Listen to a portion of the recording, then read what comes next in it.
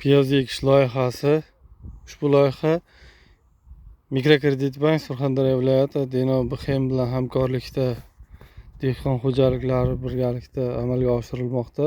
Hozirda piyoz mahsulotlari juda yaxshi holatda. Mahsulotlarga ammofoz, karbamid o'g'itlari berilgan. Mahsulot tayyor bo'lish arafasida. Hozirda ushbu loyiha ikkita kontur joylashgan. 111,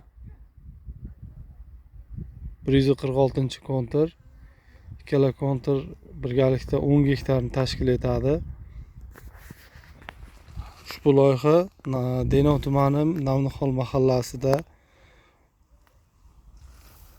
ajratilgan dehqon xo'jaliklariga berilgan yer maydonida amalga oshirilgan.